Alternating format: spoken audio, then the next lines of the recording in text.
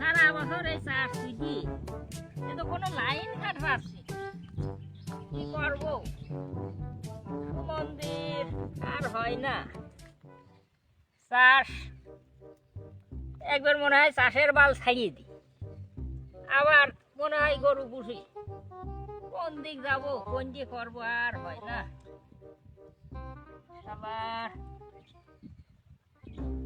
তো হাওয়া রে বসন্ত হাওয়া কি করা যায় শ্বশুর তো বিদেশ রয়েছে এমন তো হয় না উনি গ্রামে চাষি মাসিরা নাকি খুব বলদা হয় চাষির ঠকা দেশের মন্ত্রী বড় লোক হয় সরকার বড় লোক হয় আমি একটু মারি দেখি না টাকা পয়সা ধান্দা করি বিদেশে যাওয়ার নাম করি যাই দেখি ওই যে মুবারক চাচা না যাই দেখি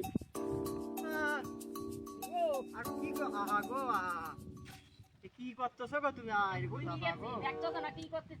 চাচা তুমি এই যে এই এত কষ্ট চাচা করো তোমার চাষির প্রতি আমার খুব খারাপ লাগে গো চাচা এই যে সারা মাস খাটাখাটনি করে কি করো চাচা চাষির প্রতি তোমার এত খারাপ লাগে চাচা পাঁচটা খারাপ তোমার এত লাগে চাচা 5টা বছর তুমি চাচা আমার সাথে আমার কাজে চলো 5টা বছর তোমার ইউরোপ কান্ট্রিতে নিয়ে যাবো আমি ইউরোপ কান্ট্রিতে নিয়ে যাই তুমি প্রতি মাসে চাচা 5-7 লাখ টাকা ইনকাম করতে পারবে 5-7 লাখ আমার তো প্রতি বছরে 2-2.5 লাখ টাকা এমনি দেরি হচ্ছে চাচা তুমি 5 বছর পরে 5 কোটি টাকা তুমি দেখে নিয়ে আসতে পারছো চাচা তুমি এই জায়গা চাষে তুমি কি করতেছো এ কি হচ্ছে তোমার কি হচ্ছে কয় টাকা হচ্ছে সব আমার শ্বশুর থাকে ইউরোপ কান্ট্রি দেখো আমার একটা ভালো অফার দিয়েছে কিছু লোক নিবি সীমিত টাকায় ইউরোপ কান্ট্রিতে 17,000 তো মনে করো খরচ 12-14 লাখ তো নিচেই হয় সেই জায়গায় দেওয়া আছে তুমি আমার নিজের লোক কারো কাছে কে না তোমার কম করে দেবো তোমার আগে কত পুঁজি কত কেমন মাটি হবে পুঁজি তো আমার বাবু বেশি নেই ওই 2টা গরু আছে আর বেচা কিনা করতে হবে সেই হিসাবে এখন তো ইউরোপ কান্ট্রিতে জাতি কত খরচ হবে চাচা ইউরোপ কান্ট্রিতে জাতি তো মনে করে 10-এর উপরে খরচ হয় সে জায়গা তুমি আবার নিজের লোক আমি দেখা যায় হালকা কম্পারিশন করলাম হালকা কম কত কম করতে পারবা কবা না চাচা বুঝছো এই যে তোমার আমার গোপন থাকবি তুমি ইউরোপ কান্ট্রিতে যাবা ভালো চাকরি গো ম্যানেজারের চাকরি ইউরোপ কান্ট্রি ওইটা তুমি কি করছো এসি হারা ওইটা তুমি তো বসছো হয় না বিষয়টা বাবু ইউরোপ কান্ট্রিতে যারা যায় তুমি শুনবা ওই নেটে দেখো না ইউরোপ কান্ট্রিতে কি করে মানুষ দেখো না কি সুন্দর মেয়ে আগো বাড়ির কাছে চিন্তা করতেছো বাড়ির চিন্তা করা লাগবে না গো ইউরোপ কান্ট্রি তুমি জাতি পারলি একবার ও কত চাষি তোমার আসবিনি গো চাচা এই যে ফাঁকি ফুঁকি যে টেক মারবেন না কি হবি না আমি ওই যে চাচা তুমি আমার বিশ্বাস করো না আমি গ্রামে একটা আমার ছেলে না আমার গ্রামে কি নাম আছে না একটা আমার পুত্র বংশী সে সিটার আছে চাচা না তোমার তো সিটার তুমি আমার নিজের লোক তোমার কষ্ট দেখে আমার খারাপ লাগে হ্যাঁ এই জন্য আমি ভাবলাম যে তোমার আমি ইউরোপ কান্ট্রিতে নিয়ে যাবো নিয়ে তোমার হচ্ছে যাই হোক চাচা এই কথা কারো কাছে পাবো না কত হবে নি টাকা ওই গরু বেচলে হয়তো নাই 2 লাখ টাকা হয়ে যাও আচ্ছা 2 লাখ আর ওই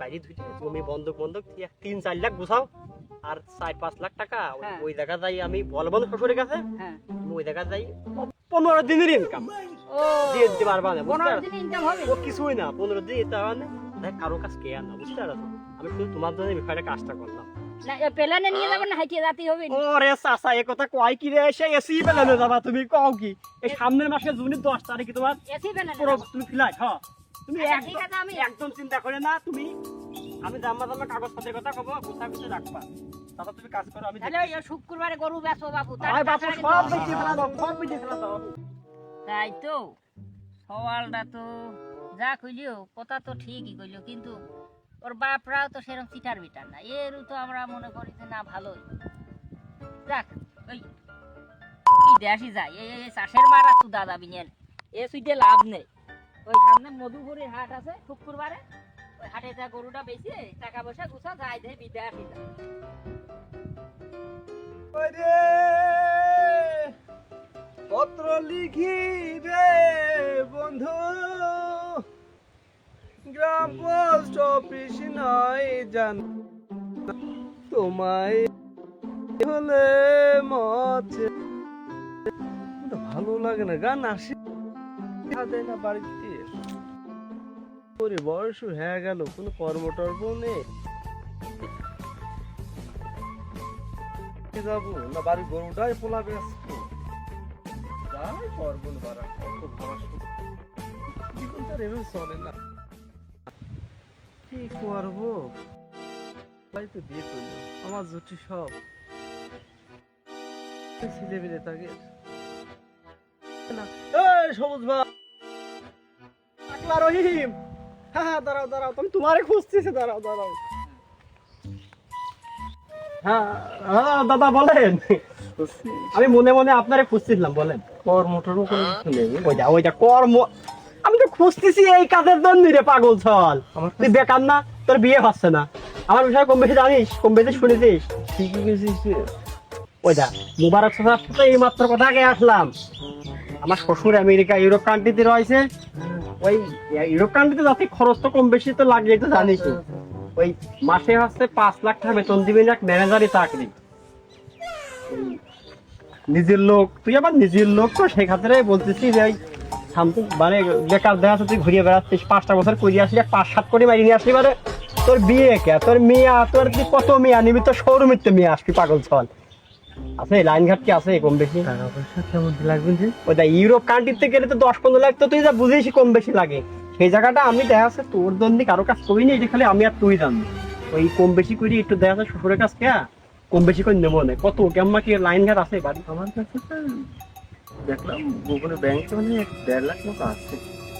1.5 লাখ হলি পারে তো প্লেন ভাড়ায় তো 1.5 লাখ আছে, একটু বাইরে ধরে দেখ। হাইটি যাওয়ার ব্যবস্থা নেই, হাইটি যাওয়ার ব্যবস্থা। ওই দেখ তুই যাচ্ছিস কোন ইউরোপ রে? ইউরোপ মালয়েশিয়া যাচ্ছিস না রে?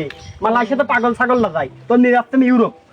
তো করছি ওই দেখ বাইরে ধরে 4-2 লাখ করে, আর 6 লাখ টাকা আমি ওই আমার শ্বশুরের কাছ থেকে কেয়া ম্যানেজ করে দেবো না, দিয়ে বড় দেখাচ্ছে ওই জায়গায় তো তুই আস্তে আস্তে ও 6 লাখ তুই 1 মাস করে দিয়ে পারবি, তোর মাসেই 6 লাখ ইনকাম। ওই তাহলে কাগজপাতি তুই ম্যানেজ, কাগজপাতি সব ম্যানেজ করে ফেল। আর আমার তো তুই চিনিস আমি কেমন ছল, আমি গ্রামের, মিথ্যে কথা বলবি না আমি তো ওই যা আমার ওই একই কথা কয়। কিন্তু কোনো চিটার করবি না। আমার কি সিটারি কোনো প্রমাণ আছে?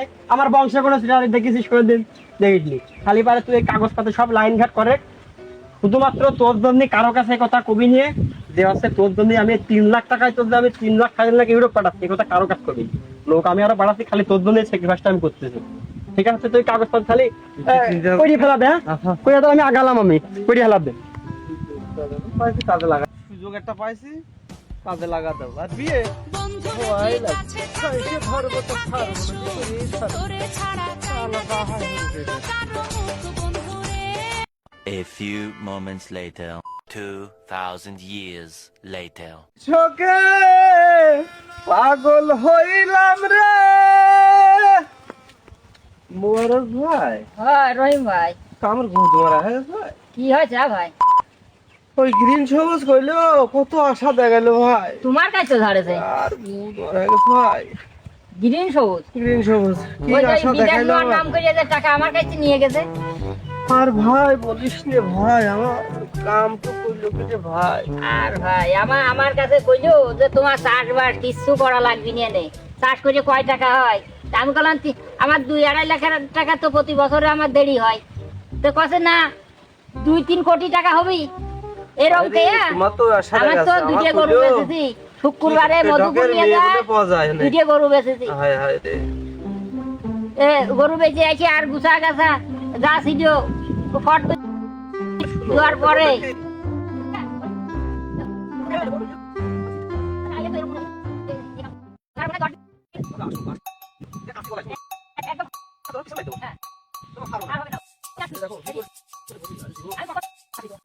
এই পরিবেশটা, গ্রামের পরিবেশটা কত নোংরা, কি বিশৃঙ্খলা। সে কবে থেকে গ্রামে গেছি, গ্রাম থেকে গেছি, আজ আমি 100 কোটি টাকার মালিক।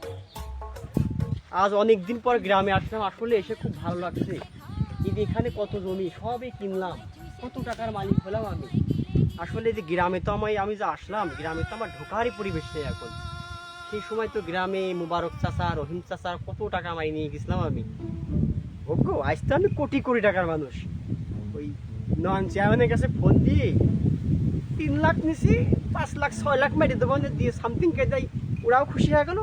আমি গ্রামে কোটিপতি শিল্পপতি হিসাবে চলতে পারলাম। কল মাঠে দিয়ে দিছি, বাথরুম টাথরুম দিয়ে দেবো, কিন্তু আমার ভোটে দিতে লাগবে, এজন্য আর ভোটে দিতে লাগবে।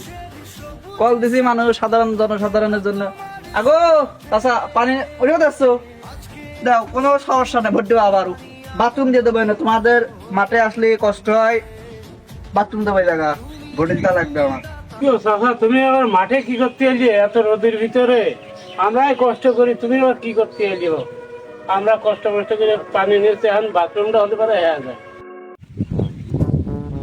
হ্যাঁ চেয়ারম্যান সাহেব কোন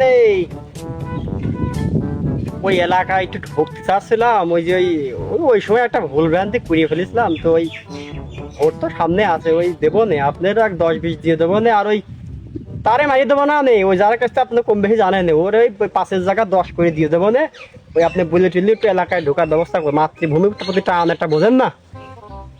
আচ্ছা ঠিক আছে, আমি আসছি চেয়ারম্যান সাহেব, আসছি। হ্যালো, ও তুই থাক, আমি আসছিস, আমি এই জায়গায় আসি মনি, থাক চলে আয়। বিস্তারিত তো ভাই সবে শুনলেন আপনি কম বেশি, বিষয়টা যে দাঁড়াইছে, আমি তো এখন মাতৃভূমিতে দাঁড়াতে চাচ্ছি, এখন দেখেন আপনি ওই 5-এর জায়গা 10 দিয়ে দেবো না, বুঝলেন নি? দেখতে যাওয়ার সামনে নেই তো হঠাৎ ব্যবস্থাটা করে দেখতেছেন। চেয়ারম্যানের সাথে মনে হচ্ছে ওই যে ভাঙভুং মারি আছে, ও কিটা দেহি তো যায়া শালা এক গ্রিন সবুজ না এই শালা, দাঁড়া, আমার টাকা মারি দিয়ে তুমি কি হয়েছে আর ভাই, মোবারকটা কি হয়েছে ভালো করে কও।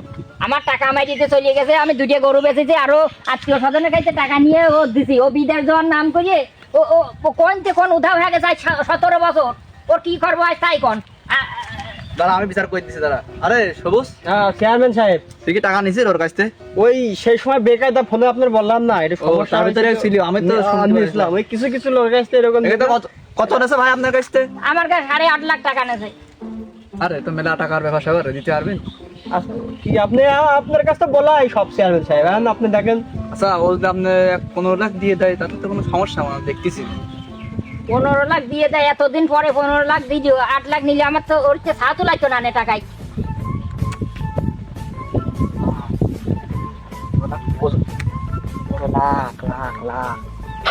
লাখ 15 লাখ, তা তো এই টাকাটা ব্যাক আসতেছে। যাক, এখন তাই মাইনি নি, তাছাড়া আমি তো নাকের খলি উড়িয়েও দিতে চাইছিলাম, টাকা যা হয় হইতো অনেক। চেয়ারম্যান সাহেব খরচ, আচ্ছা ঠিক আছে, আপনি টাকাটা যেন ঠিক মতো দিয়ে দেয়।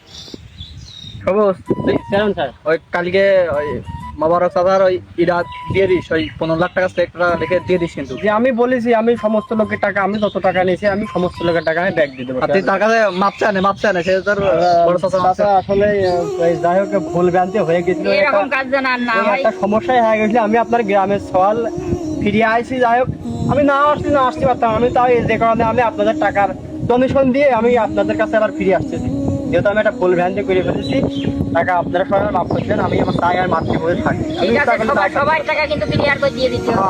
আমি যে সমস্ত লোকের, আমি শুনেছি অনেক টাকা মারা হয় যে। আমি দিয়ে দেবো, আর আমি সে সাথে আমি দেশবাসীদের কাছে আমি বলতে চাই যে যারা হচ্ছে প্রবাসী দালালি, যারা প্রবাসের কায়দায় যেরকম অনেকজনের কাছ থেকে টাকা পয়সা নেয়, টাকা নেওয়ার নাম করে দেখা যাচ্ছে সেই টাকাগুলো আত্মসাৎ করে হচ্ছে হারিয়ে যায়, অনেক জায়গায় হারিয়ে যায়, অনেক দিন মজুরি কাজ করে, অনেক কৃষকের কাছ থেকে কাজ করে টাকা পয়সা নেয়, তাদের পরিশ্রমে টাকাগুলোতে যারা এরকম আত্মসাৎ করে পালায়, আসলে এই টাকা আত্মসাৎ করে কখনো কেউ শান্তিতে আপনারা থাকবেন না।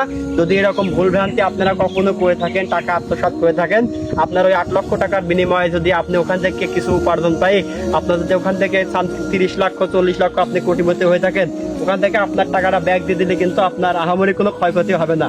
তাই আমি দেশবাসীর কাছে বিনীত অনুরোধ করবো হচ্ছে দালাল চক্রের হাত থেকে যারা এরকম আপনার আত্মসাৎ করেছেন, তারা অবশ্যই টাকাগুলো ফেরত দিয়ে দেবেন। কথা কিন্তু ঠিক, সবাই দিয়ে দেবে, কেউ মারা চিন্তা করবেন না।